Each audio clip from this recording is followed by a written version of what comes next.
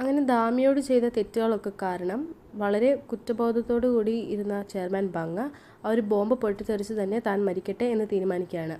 അങ്ങനെ അദ്ദേഹത്തിൻ്റെ ആഗ്രഹം പോലെ തന്നെ ആ ഒരു ബോംബ് പൊട്ടിത്തെറിച്ച് സ്പോട്ടിൽ അദ്ദേഹം മരിച്ചു പോവുകയാണ്.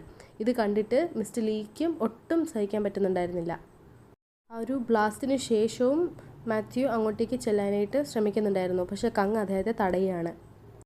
ഇപ്പോൾ പെട്ടെന്നുണ്ട് ആ ഒരു ഇമോഷൻ്റെ പുറത്ത് നീ അങ്ങോട്ടേക്ക് ചെന്ന് കഴിഞ്ഞാൽ ഇതുവരെ നമ്മൾ ചെയ്ത പ്ലാനുകളെല്ലാം ഫെയിലാവും. ചെയർമാൻ ബങ്ങിൻ്റെ ആ ഒരു സാക്രിഫൈസും വെറുതെ ആവും. നീ അങ്ങനെ അബദ്ധങ്ങളൊന്നും ചെയ്ത് കൂട്ടരുത് എന്ന് പറഞ്ഞിട്ട് മാത്യുവിനെ കങ് പറഞ്ഞിട്ട് മനസ്സിലാക്കുകയാണ്. ആ ഒരു ബ്ലാസ്റ്റിന് ശേഷം പേടിച്ചു പോയവരെല്ലാവരും കൂടി കാറ് കിടന്ന സ്ഥലത്തേക്ക് ഓടിയെത്തുകയാണ്. അവിടെ എത്തിയതിന് ശേഷം അവരിങ്ങനെ ഡിസ്കസ് ചെയ്യുകയാണ് എങ്കിലും ആ ബോംബ് അവിടെ ആരായിരിക്കും വെച്ചത് എന്ന്. അന്നേരം നാം പറയാണ് ചിലപ്പോൾ അത് മിസ്റ്റർ ലീ ആയിരിക്കും വെച്ചിട്ടുണ്ടാവുക. അത് കേട്ട ഡോക്ടർ ചായയും അത് സമ്മതിക്കുന്നുണ്ട്. ശരിയാ, അയാളായിരിക്കും മിക്കവാറും അത് വെച്ചിട്ടുണ്ടാവുക. ചെയർമാൻ ബങ്ങിൻ്റെ പൈസ അടിച്ച് മാറ്റാനായിട്ട് അദ്ദേഹത്തെ കൊന്നതായിരിക്കും മിക്കവാറും. അന്നേരം രാഹി പറയാണ് എന്നാൽ പിന്നെ മിസ്റ്റർ ലീ ഈ ഒരു പരിസരത്ത് തന്നെ കാണും, നമുക്കെല്ലാവർക്കും നോക്കാം എന്നൊക്കെ പറയാണ്. അങ്ങനെ അവർ അവിടെ ഓടി നടന്നിട്ട് മിസ്റ്റർ ലീ അന്വേഷിക്കുകയാണ്. ഇത് കണ്ട ദോഹിക്ക് പെട്ടെന്ന് തന്നെ മറ്റുള്ളവർ കാണാതെ അവിടെ മാറി നിന്നിട്ട് കങ്ങിനെ വിളിച്ചിട്ട് വാൺ ചെയ്യുകയാണ്. എത്രയും പെട്ടെന്ന് ഇവിടെ നിന്ന് പോകണം, അവർ നിങ്ങളെ അന്വേഷിക്കുന്നുണ്ട് എന്ന് പറയുകയാണ്. അങ്ങനെ കങ്ങ് പെട്ടെന്ന് തന്നെ മാത്യുവിനെ വിളിച്ചുകൊണ്ട് പോകാനായിട്ട് ഇറങ്ങുകയാണ്. മാത്യു കാറിൽ കയറിയതിന് ശേഷം ജിൻമോയും അവിടെ ആൾക്കാരും എല്ലാവരും കൂടി ഓടി വരികയാണ്. അവരെല്ലാവരും കങ്ങിനെ കണ്ടിട്ടുണ്ടായിരുന്നു. ജിൻമോയ്ക്ക് മനസ്സിലായി കങ്ങാണ് മിസ്റ്റർ ലീയെ സഹായിക്കുന്നത് എന്നുള്ള കാര്യത്തിൽ. അവരാരും തന്നെ മാത്യുവിൻ്റെ മുഖം കണ്ടിട്ടുണ്ടായിരുന്നില്ല, പക്ഷേ കങ്ങിൻ്റെ മുഖം കണ്ടിട്ടുണ്ടായിരുന്നു. അവരവിടെ നിന്ന് തന്നെ പോവാണ്. അതിനുശേഷം ജിൻമോ എല്ലാവരുടെ അടുത്തും പറയാണ് മിസ്റ്റർ ലീയുടെ എക്സ്റ്റേണൽ സഹായം മറ്റാരുമല്ല കങ്ങാണ്. കുറച്ച് കഴിഞ്ഞിട്ട് അവിടെ ആ ഒരു ബ്ലാസ്റ്റ് നടന്നതുകൊണ്ട് തന്നെ പോലീസ് വാഹനങ്ങളും ഫയർഫോഴ്സും ഒക്കെ വരുന്നുണ്ടായിരുന്നു. അതുകൊണ്ട് തന്നെ അവർ പെട്ടെന്ന് തന്നെ അവിടെ നിന്ന് സ്കൂട്ടാവുകയാണ്. അങ്ങനെ അതിനുശേഷം തൻ്റെ സ്ഥലത്തേക്ക് വന്ന മാത്യു ചെയർമാൻ ബങ്ങിൻ്റെ ഫോട്ടോ വെച്ചിട്ടിരുന്ന ഭയങ്കര വിഷമത്തോടെ ഇരുന്ന് കരഞ്ഞുകൊണ്ടിരിക്കുകയാണ്. എങ്കിലും ചെയർമാൻ എന്തിനാ ഒരു ലാസ്റ്റ് മൊമെൻറ്റിൽ അങ്ങോട്ടേക്ക് പോകാനായിട്ട് തീരുമാനിച്ചത്? അങ്ങനെ ആലോചിക്കുന്ന കങ്ങിനും മാത്യുവിനും ഒന്നും പിടികിട്ടുന്നുണ്ടായിരുന്നില്ല. പെട്ടെന്ന് മാത്യു പറയാണ് ഇനി എങ്ങാനും ദോഹിക്ക് കാരണമാണോ, ദോഹിക്ക് എങ്ങാനും ഡബിൾ ഏജൻറ്റ് കളിക്കുവാണോ, നമ്മളുടെ ഒപ്പം നിൽക്കുന്ന പോലെ അഭിനയിച്ചിട്ട് അവനിനി അവർക്ക് വേണ്ടിയും കൂടി കളിക്കുന്നുണ്ടോ എന്നൊക്കെ അവർ ആലോചിക്കുകയാണ്. പക്ഷേ കങ്ങ് ദോഹിക്കിന് വേണ്ടി സംസാരിക്കുന്നുണ്ട്. ഇല്ല, ഒരിക്കലും ദോഹിക്ക് അങ്ങനെ ചെയ്യില്ല എന്ന് പറയുന്നുണ്ട്. അങ്ങനെ ഈ ഒരു കാര്യങ്ങൾക്കൊക്കെ ശേഷം എല്ലാവരും കൂടി ഇരുന്ന് സംസാരിക്കുകയാണ്. അപ്പം ആരായിരിക്കും മിസ്റ്റർ ലീക്ക് അവരുടെ പ്ലാനിന് കാര്യം ചോർത്തി കൊടുത്തത് എന്നുള്ള കാര്യത്തെപ്പറ്റിയും അവിടെ ചർച്ച വരികയാണ്. എല്ലാവരും പെട്ടെന്ന് തന്നെ ദോഹിക്കിൻ്റെ എതിരെ തിരികെയാണ്. അവർക്കത് ആലോചിക്കാനും അധികം സമയമൊന്നും വേണ്ടിയിരുന്നില്ല. കാരണം ആ ഒരു ഹോസ്പിറ്റലിൽ മിസ്റ്റർ ബങ്ങിനെ എസ്കേപ്പ് ആയ സമയത്തും ഒന്നും ദോഹിക്ക് അവരുടെ കൂടെ ഉണ്ടായിരുന്നില്ല. അതുകൊണ്ട് തന്നെ നാച്ചുറലായിട്ടും അവർ ദോഹിക്കിനെ സംശയിക്കുകയാണ്. ദോഹിക്കിൻ്റെ കഴുത്തിൽ കത്തി വെച്ചിട്ട് സത്യം പറയണം, നീ അല്ലേ അതൊക്കെ ചെയ്തത് എന്ന് ചോദിച്ചിട്ട് ദോഹിക്കിനെ ചോദ്യം ചെയ്തുകൊണ്ടിരിക്കുകയാണ്. ദോഹിക്ക് അവനെ കൊണ്ടാവുന്ന വിധത്തിലൊക്കെ അവനൊന്നും ചെയ്തിട്ടില്ല, അവൻ അങ്ങനെ ഒരു സ്പൈ ഒന്നും അല്ല എന്നൊക്കെ പറഞ്ഞു നോക്കുന്നുണ്ടെങ്കിലും ആരും തന്നെ വിശ്വസിക്കുന്നുണ്ടായിരുന്നില്ല. ഇതിന് കൂടെ തന്നെ ജിൻമ ഒരു കാര്യം കൂടി പറയുകയാണ്. ദോഹിക്ക് പണ്ട് കങ്ങിന് വേണ്ടിയിട്ടായിരുന്നു ജോലി ചെയ്തുകൊണ്ടിരുന്നതെന്ന്. അതുകൊണ്ട് തന്നെ അവർക്ക് വീണ്ടും സംശയം കൂടുകയാണ്. കാരണം അവർക്കിപ്പോൾ മനസ്സിലായിട്ടുണ്ടായിരുന്നു കങ്ങ് മിസ്റ്റർ ലീക്ക് വേണ്ടിയിട്ടാണ് ജോലി ചെയ്തുകൊണ്ടിരിക്കുന്നത് എന്നുള്ള കാര്യം. ആ സമയത്ത് മിസ് ഗോ ചോദിക്കുകയാണ് അതൊക്കെ ഓക്കെ, പക്ഷേ കങ്ങിനും മിസ്റ്റർ ബങ്ങിനും ഇടയിൽ എന്താണ് റിലേഷൻ എന്ന് ചോദിക്കുകയാണ്. ആ സമയത്ത് ജിൻമ പറയാണ് കങ്ങ് ഇതിനു മുമ്പ് മിസ്റ്റർ ബങ്ങിന് വേണ്ടി തന്നെയായിരുന്നു ജോലി നോക്കിക്കൊണ്ടിരുന്നതെന്ന്. അങ്ങനെ അവർക്ക് ദോഹിക്കിന് നല്ല സംശയം ഉള്ളത് കൊണ്ട് തന്നെ അവൻ്റെ ഫോൺ ചെക്ക് ചെയ്യാനായിട്ട് അവർ തീരുമാനിക്കുകയാണ്. അവനത് കണ്ടിട്ട് നല്ലതായിട്ട് ടെൻസ്ഡ് ആവുന്നുണ്ട്. കാരണം ദോഹിക്ക് കങ്ങിനും മിസ്റ്റർ ലീക്കും ഒരുപാട് മെസ്സേജസ് ആ ഒരു ഫോണിൽ നിന്ന് തന്നെ വിട്ടിട്ടുണ്ടായിരുന്നു.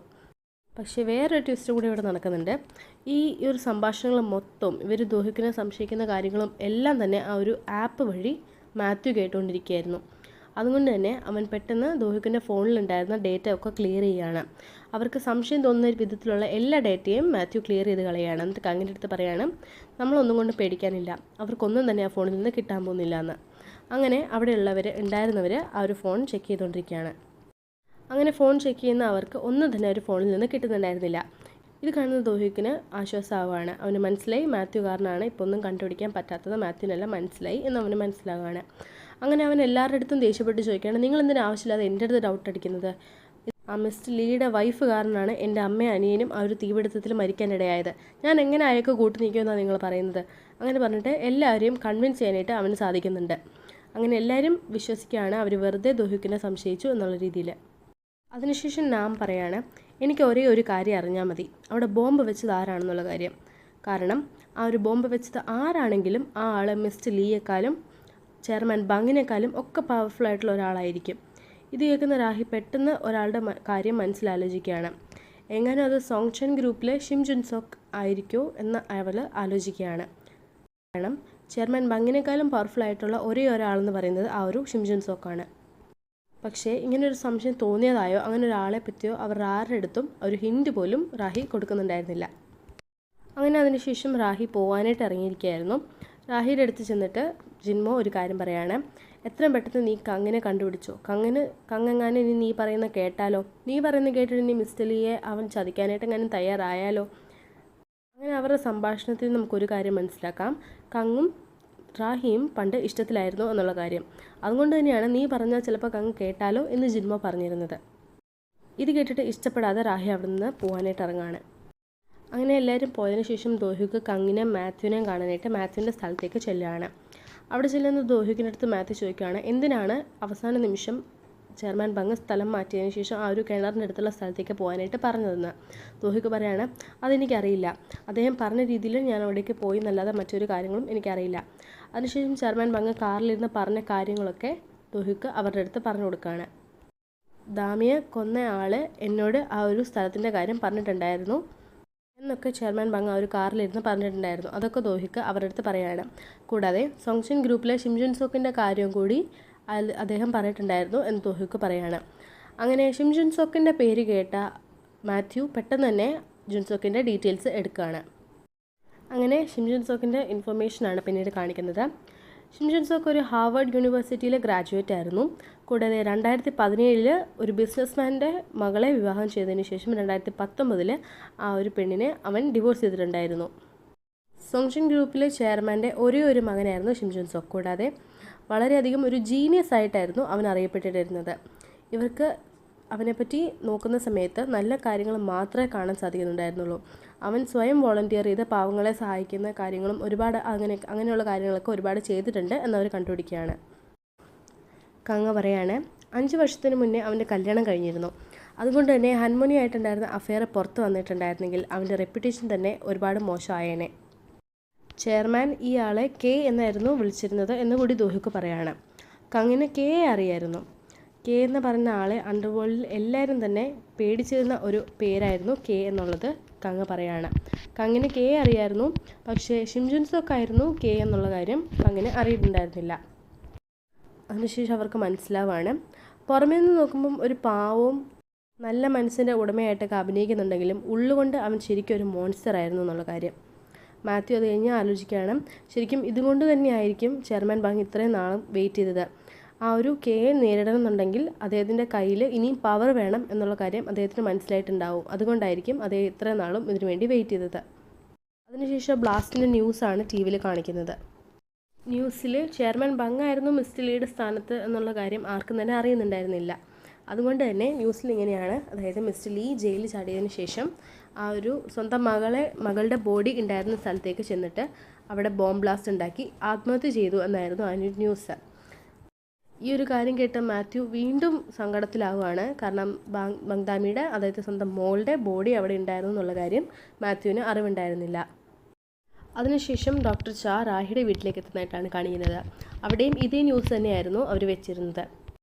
അവിടെ എത്തുന്ന ഡോക്ടർ ചാ തൻ്റെ സംശയം പ്രകടിപ്പിക്കുകയാണ് റാഹിയുടെ അടുത്ത്. ചിലപ്പോൾ ഹൻമോനിയുടെ ബോയ് ഫ്രണ്ട് ആയിരിക്കും ഈ ഒരു കില്ലർ എന്ന് പറയുന്നത്. അവൻ നല്ല രീതിയിൽ പവർഫുൾ ആയിരിക്കും. അല്ലാന്നുണ്ടെങ്കിൽ ഈ ഒരു ഹൻമോനി ആ ഒരു കുഞ്ഞിന് ജന്മം നൽകിയ കാര്യം അറിഞ്ഞിട്ട് പോലും നീ എന്തുകൊണ്ട് ഇവളെ നിൻ്റെ ഏജൻസിയിലേക്ക് എടുത്തു?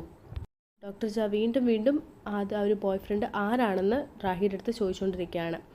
ഹൻമോനി റാഹിയുടെ അടുത്ത് പറയരുത് എന്ന് കാണിക്കുന്നുണ്ടെങ്കിലും റാഹി ചായുടെ അടുത്ത് ആ ഒരു ആൾ ആരാണെന്ന് പറഞ്ഞു കൊടുക്കുകയാണ്. അത് മറ്റാരുമല്ല, സോങ്ഷൻ ഗ്രൂപ്പിലെ ഷിം ജുൻസോക്ക് ആണെന്ന് ചായുടെ അടുത്ത് റാഹി പറഞ്ഞു കൊടുക്കുകയാണ്.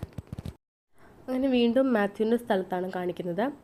അവിടെ ദോഹ്യുക്ക് പറയാണ്, ഉറപ്പായിട്ടും ചെയർമാൻ ബങ് ദാമിയെ കണ്ടുപിടിക്കാനായിട്ടാണ് ആ ഒരു സ്ഥലത്തേക്ക് എന്നോട് പോകാനായിട്ട് പറഞ്ഞതെന്നുള്ള കാര്യം. അദ്ദേഹത്തിന് വളരെയധികം കുറ്റബോധം ഉണ്ടായിരുന്നു. കാരണം അദ്ദേഹമായിട്ടാണ് ദാമിയെ ആ ഒരു സപ്പോർട്ട് സെൻറ്ററിലേക്ക് പറഞ്ഞു വിട്ടത്. ആ ഒരു സപ്പോർട്ട് സെൻറ്ററിൽ വെച്ച് ആവണം കെ ദാമിയെ കണ്ടതും ഇങ്ങനെയൊക്കെ ആവാനായിട്ട് ഉള്ള കാരണമായതും എന്നാണ് അദ്ദേഹം വിശ്വസിച്ചിരുന്നത്. അതുകൊണ്ട് തന്നെ വളരെയധികം കുറ്റബോധം പേറിയായിരുന്നു അദ്ദേഹം നടന്നുകൊണ്ടിരുന്നത്. ആ സമയം മാത്യു പറയാണ്, ഉറപ്പായിട്ടും മോനയുടെ കാര്യം ഒളിപ്പിക്കാനായിട്ടായിരിക്കും ദാമിയെ കൊല്ലാനായിട്ട് അവൻ തീരുമാനിച്ചത്.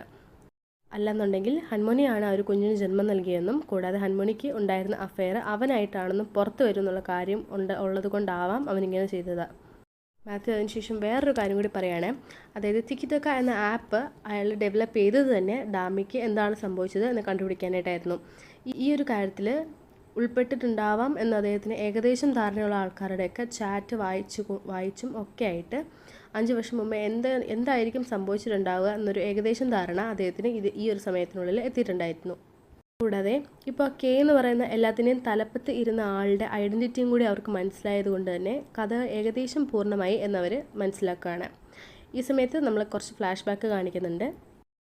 അന്ന് ആ ദിവസം അവർ ബോബിൾ ക്യാപ്പ് വെച്ചിട്ട് വന്ന ഹൻമുണിയെ ഒരു ഹോട്ടലിലേക്ക് ഡ്രോപ്പ് ചെയ്തതും ഈ ഒരു കെ തന്നെയായിരുന്നു എന്ന് നമ്മളെ കാണിക്കുകയാണ്. കൂടാതെ മറ്റൊരു പെൺകുട്ടിയെ വെച്ചിട്ട് ദാമിയുടെ ആ ഒരു ഡീപ്പ് ഫേക്ക് ടെക്നോളജി യൂസ് ചെയ്തിട്ടാണ് ദാമി ഇപ്പോൾ സംസാരിക്കുന്നതിൻ്റെ ആ ഒരു വീഡിയോ അവൻ ഫേക്കായിട്ട് ഉണ്ടാക്കിയെടുത്തിരുന്നത്. ആ വീഡിയോ ഉപയോഗിച്ച് മിസ്റ്റർ ലീയെ കൊലപാതകയാക്കാനായിട്ട് തന്നെയായിരുന്നു അവൻ്റെ ഉദ്ദേശം. കൂടാതെ ചെയർമാൻ ബങ് പറഞ്ഞു കൊടുത്ത ആ ഒരു സപ്പോർട്ട് സെൻറ്ററും സോങ്ഷൻ ഗ്രൂപ്പിൻ്റെ തന്നെയായിരുന്നു.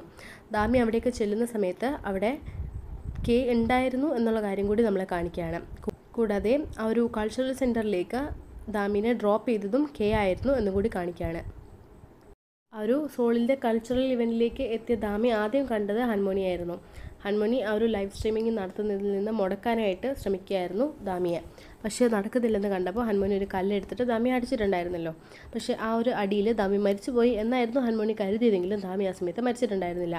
അങ്ങനെ പേടിച്ച് പോയ ഹൻമോണി ജിൻമോനെ വിളിക്കുകയായിരുന്നു. ഈ ഒരു കാര്യങ്ങളൊക്കെ ഏകദേശം ഐഡിയ മാത്യുവിന് കിട്ടിയിട്ടുണ്ടായിരുന്നു അവരുടെ ചാറ്റുകൾ വായിച്ചതിന് ശേഷം. അങ്ങനെ അതിനുശേഷം മാത്യു അവിടെ നടന്ന ഏകദേശം കാര്യങ്ങളൊക്കെ ദോഹ്യുക്കിനോടും കൂടി പറയുകയാണ്. ചാറ്റ് വായിച്ചതിന് ശേഷം അദ്ദേഹത്തിന് മനസ്സിലായ കാര്യങ്ങളായിരുന്നു അത്. അങ്ങനെ ജിൻമോ ഹൻമോയുടെ അടുത്ത് നിന്ന് ദാമിയെ കൊണ്ടുപോയതിന് ശേഷം യോങ്ജുൻ്റെ കയ്യിലേക്ക് കൊടുക്കുകയാണ്. ജിൻമോ പോയതിന് ശേഷം യോങ്ജുൻ നേരെ റാഹിയെ വിളിച്ചു വരുത്തുകയാണ്. റാഹിയെ കണ്ട ദാമി വളരെയധികം കരയുന്നുണ്ട്. കൂടാതെ എന്നെ ഒന്ന് രക്ഷിക്കുക എന്നൊക്കെ ഒരുപാട് കെഞ്ചി പറയുന്നുണ്ട്. പക്ഷേ ആ സമയം റാഹി നീ ആ ഒരു ലൈവ് സ്ട്രീമിംഗ് എത്രയും പെട്ടെന്ന് ക്യാൻസൽ ചെയ്യണം എന്ന് പറയാണ്. പക്ഷേ എത്രയൊക്കെ പറഞ്ഞിട്ട് ദാമി കേൾക്കുന്നുണ്ടായിരുന്നില്ല. അവളുടെ അടുത്തുണ്ടായ അനീതി ലോകത്തെ മൊത്തം അറിയിക്കണം, അവളെ എങ്ങനെയാണ് മറ്റുള്ളവർ പെടുത്തിയത് എന്ന് ലോകത്തെ അറിയിക്കണം എന്ന് അവൾക്കുണ്ടായിരുന്നു. പക്ഷേ റാഹിയും ഒട്ടും വിട്ടു കൊടുക്കുന്നുണ്ടായിരുന്നില്ല. നീ ഈ ഒരു ലൈവ് സ്ട്രീമിംഗ് നടത്തി കഴിഞ്ഞാൽ പിന്നെ നമ്മൾ തമ്മിൽ ഒരു ബന്ധമില്ല എന്നൊക്കെ പറയുന്നുണ്ട്. ഇത് കേട്ടിട്ട് ദാമിക്ക് വളരെയധികം സങ്കടം വരുന്നുണ്ട്. എത്രയൊക്കെ പറഞ്ഞാലും സ്വന്തം അമ്മയായില്ലേ. അവൾ കാല് പിടിച്ച് പറയുന്നുണ്ടെങ്കിലും റാഹി ഒട്ടും തന്നെ കേൾക്കുന്നുണ്ടായിരുന്നില്ല. ദാമിയുടെ ആ ഒരു അവസ്ഥ കണ്ടിട്ട് റാഹിയും കരയുന്നുണ്ട്. എന്നാൽ കൂടി റാഹിക്ക് ഒന്നും ചെയ്യാൻ പറ്റാത്ത അവസ്ഥയായിരുന്നു. റാഹി യോങ്ജുനോട് പറയാണ്, നീ ഇവളെ ഇവിടുന്ന് കൊണ്ടുപോ, എന്ത് ചെയ്യേണ്ടി വന്നിട്ടാണെങ്കിലും ഇവള് ലൈവ് സ്ട്രീമിംഗ് ചെയ്യരുത് എന്ന് പറയാണ്. യോങ്ജു അതുകൊണ്ട് തന്നെ ദാമിയെ അവിടെ നിന്ന് കൊണ്ടുപോവാണ്. പക്ഷേ അവിടുന്ന് ദാമിയെ കൊണ്ടുപോകുന്ന വഴിക്ക് യോങ്ജുൻ്റെ തലക്കിട്ട് ആരോ അടിച്ചിട്ട് അവിടുന്ന് ദാമിയെ കൊണ്ടുപോവാണ്. അത് നമ്മളെ കാണിക്കുകയാണ്, വേറെ ആരുമല്ല, അത് കെ തന്നെയായിരുന്നു. മാത്യു അതിനുശേഷം പറയാണ്, ആ ഒരു അന്ന് എൻ്റെ ശരീരത്തുണ്ടായിരുന്ന ഡ്രഗ്സിൻ്റെ എഫക്റ്റിൽ ഒരുപാട് കാര്യങ്ങൾ ഞാൻ മറന്നു പോയിട്ടുണ്ടായിരുന്നു. പക്ഷേ അതിന് ശേഷം കുറച്ച് കാര്യങ്ങൾ എനിക്ക് ഓർമ്മ വന്നു. ഒരു ഓർമ്മ വന്നതിന് ശേഷം ഞാൻ ആലോചിച്ചു എന്തിനാണ് ഈ ഒരു ഓർമ്മ എനിക്ക് തിരിച്ചു തന്നത് എന്ന്. ഞാൻ ഒട്ടും തന്നെ ഓർക്കാൻ ഇഷ്ടപ്പെടാതിരുന്ന കാര്യങ്ങളാണ് എനിക്ക് ഓർമ്മ വന്നിട്ടുണ്ടായിരുന്നത്. അങ്ങനെ ആ രാത്രി ദാമിയെ കൊണ്ട് കെ ഒരു സ്ഥലത്ത് വന്നിരിക്കുകയായിരുന്നു. അങ്ങോട്ടേക്ക് ഡ്രഗ്സിൻ്റെ ഇൻഫ്ലുവൻസിലായിരുന്ന മിസ്റ്റർ ലീയെ കൊണ്ട് ഒരാൾ കൊണ്ടുവരികയാണ്. അങ്ങനെ മിസ്റ്റർ ലീയുടെ അടുത്തേക്ക് ദാമി ഓടി ചെല്ലുകയാണ് സങ്കടം കൊണ്ട്.